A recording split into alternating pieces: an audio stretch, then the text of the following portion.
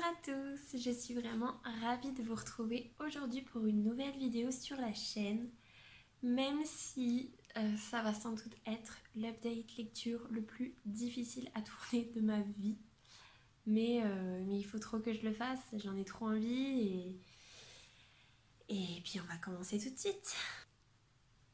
Alors, comme vous avez peut-être pu le voir sur Instagram, j'ai terminé la saga de la passe miroir la semaine dernière. Et il y a tellement de choses à en dire, sans spoiler, c'est totalement difficile, mais bon. Dans un premier temps, j'ai terminé donc La mémoire de Babel de Christelle Damos, donc le tome 3 de la passe miroir, qui était une relecture. Et je vous avais dit que le tome 3, je l'avais moins aimé que les autres lors de ma première lecture, du fait qu'il y avait 2 ans et demi, je crois, 2 ans et demi entre le tome 2 et le tome 3, ce qui fait qu'il y avait beaucoup trop de choses oubliées. Et j'avais en souvenir que tout le tome 3 était très très long, que Ophélie était très très seule dans ce tome-là, à part sur la toute fin. Et en fait, pas du tout. Comme je l'avais déjà lu avant même de commencer ma lecture, je me suis empressée d'aller regarder à quel chapitre j'avais envie d'arriver parce que je savais ce qu'il allait se passer. Et en fait, c'était à peu près à la moitié du livre. Donc, du coup, finalement, en fait, c'était vraiment un faux souvenir. Et le fait d'avoir juste lu La Petite Sirène entre le tome 2 et le tome 3, donc du coup, il y a eu 2 jours de décalage au lieu de 2 ans et demi, ça m'a permis de faire quand même une pause, puisque ce tome 3, il se passe 2 ans et 7 mois après la fin du tome 2. Donc il y a quand même au niveau de l'histoire, il y a quand même une fracture en termes de temps. Et donc moi, j'ai quand même fait ma petite fracture de temps entre le tome 2 et le tome 3 en intercalant La Petite Sirène. Et je pense que c'était une bonne idée aussi. Et donc ce tome 3, au début c'était long, je savais qu'il fallait que j'arrive jusqu'à la page 271.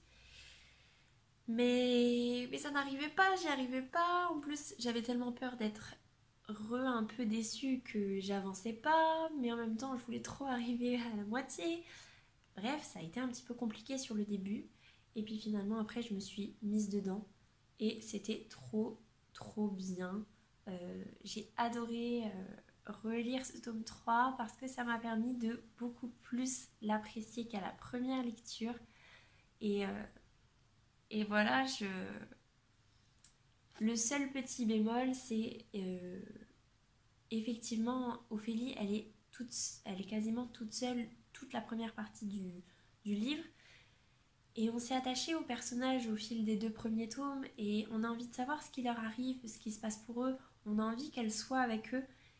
Et c'est pas le cas. Et je pense que c'est pour ça aussi que c'est un peu long et un peu chiant, entre guillemets. Surtout qu'il faut se faire quand même à l'arche de Babel qui n'est, je trouve, pas une arche très, très agréable de prime abord. Donc c'est ça qui fait que c'est un petit peu difficile au début. Mais en fait, c'était trop trop bien. Dès qu'on arrive à la moitié, c'est top. Mais même avant, au final, il y avait plein de petites choses que je ne me souvenais pas. Et ça avait une super saveur. Enfin voilà quoi, j'ai vraiment adoré ma deuxième lecture du tome 3 de La Passe Miroir. Et on se rend compte que je vous ai clairement pas dit ce qui se passait dedans, mais bon, c'est un tome 3, on suit toujours Ophélie. Voilà, je pense que ce soit pour le tome 3 ou le tome 4, je vous ferai pas de résumé parce que lisez le tome 1 déjà. Et puis voilà. Donc, tome 3 qui finalement était une très très bonne relecture. Et premièrement parce que ça m'a permis d'aborder le tome 4 en ayant des souvenirs totalement frais pour vraiment prendre pleinement conscience de ce qui se passait dans le tome 4. Et en plus, ça m'a permis de beaucoup plus apprécier ma lecture. Donc voilà. À tous ceux qui se posent encore la question de savoir est-ce qu'il faut tout relire avant de commencer le tome 4, si vous aviez été un peu déçu par le 3 et que vous avez plus du tout de souvenirs, honnêtement, faites-le. Relisez les 3, ça vaut le coup. De toute façon, c'est toujours un bonheur de relire le premier et le deuxième. Donc allez-y. Même si en début de livre, il y a quand même un résumé spoilant. Donc moi, je les ai pas lus. Donc je sais pas ce qu'ils valent. Mais je pense que c'est pas une perte de temps du tout de relire ces 3 premiers tomes. Donc voilà pour ce tome 3. Et ensuite, oh, il est tellement énorme.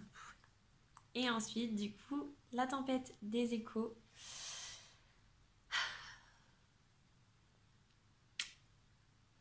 Que dire, que dire, que dire, que dire. Pareil, hein, je vous fais pas de résumé de l'histoire, hein, on suit toujours Ophélie et un peu plus les personnages que l'on a découverts dans les 3 premiers tomes. Au final, ils arrivent plutôt bien à se mélanger, entre guillemets. J'ai adoré ma lecture. J'ai eu du mal à le lire, pas parce que je rentrais pas dans l'histoire, mais parce que j'avais tellement peur d'arriver à la fin trop vite.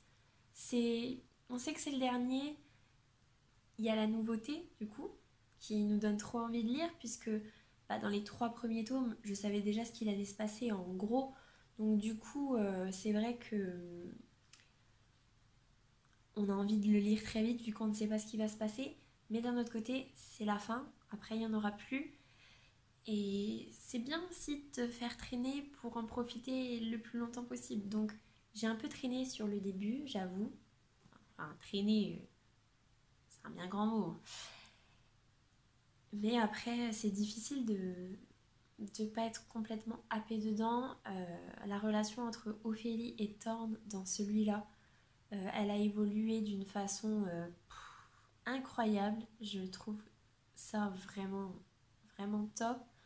Au niveau des critiques que j'ai entendues pour ce tome 4, ce qui revenait souvent, c'était la profusion de personnages et que du coup on s'y perdait un petit peu. Et également les longueurs. Et ben j'ai pas trouvé.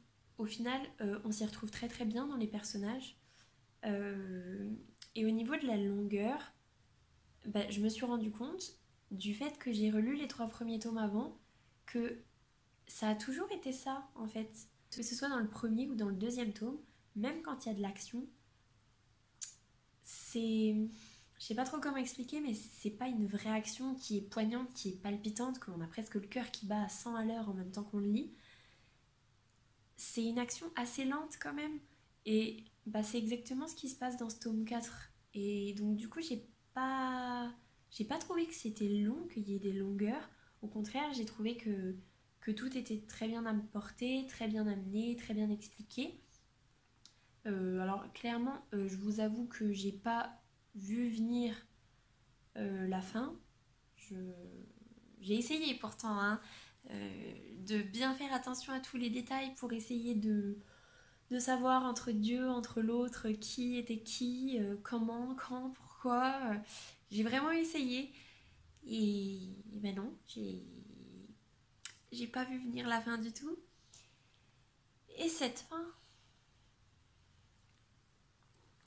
Donc clairement, je vous le dis, j'ai fini ce tome-là en larmes, mais vraiment pas juste c'est un peu triste, on pleure, ou c'est un peu émouvant, on pleure. Non, non, vraiment en larmes, parce que c'était la fin. On perd du coup, on perd cet univers finalement, on perd les personnages puisqu'il n'y aura pas de suite. Et j'étais complètement au bout de ma vie de me dire que c'était fini. J'ai trouvé que la fin était super bien faite. Je pense que Christelle Dabos aurait pas pu faire mieux selon moi. Toutes les choses que j'apprécie dans un livre, je les ai trouvées ici. J'ai trouvé la fin cohérente. La fin, oui, cohérente, qui fait du sens, qui répond aux questions. Et pointu, soit dit en passant, pointu. Les 150 dernières pages, j'avoue que c'est pas de la lecture qu'on va faire en faisant autre chose en même temps ou en étant déconcentré, hein. Clairement, faut être bien à ce qu'on fait, bien à ce qu'on lit, parce que c'est assez complexe finalement, mais il y a besoin de ça pour expliquer le pourquoi du comment. Voilà, c'était trop bien, donc je vous le dis, à la fin j'étais en larmes, mais pas comme dans un livre standard. J'avais vraiment l'impression d'avoir perdu une partie de moi, qu'il s'était passé quelque chose d'horrible dans ma vie. Vraiment, c'était dur. Et je suis allée me coucher. Et une fois que je me suis remise de l'émotion, j'étais dans le déni. Il fallait surtout pas y penser. Il fallait surtout pas se dire que c'était fini. J'étais dans le déni. Le lendemain, je n'ai rien lu. Et au boulot, je me suis surprise à deux, trois fois y repenser et à sentir ce poids, cette émotion de se dire mais c'est fini, il n'y en aura plus d'autres et c'était trop bien. Et j'ai pas de mots à part c'est bien fait, c'est fait avec intelligence, c'est tout prend son sens et c'est vraiment beau et je pense qu'on n'aurait pas pu, enfin Christelle Damos n'aurait pas pu faire mieux. J'ai pas trop d'autres choses à vous dire à part lisez La Passe Miroir, ça vaut vraiment le coup. Mais ne vous dites pas je vais laisser passer 1 ou 2 ans entre chaque tome, ça vaut pas le coup parce qu'on perd trop d'informations et on se gâche une lecture qui peut être juste géniale. Donc surtout, mon conseil c'est de bien relire si on veut se lancer dans le tome 4 ou de ne pas espacer de trop les tomes pour le coup parce qu'il y a besoin de toutes ces informations, de tous ces souvenirs, c'est super important, puisque ça reste dense, hein. C'est quand même une histoire super dense et avec beaucoup de personnages quand même, mais si on le fait sérieusement, entre guillemets, on s'y retrouve et ça va tout seul. C'est... Je peux pas trop... Je vais le poser, je pense, parce qu'il est excessivement lourd.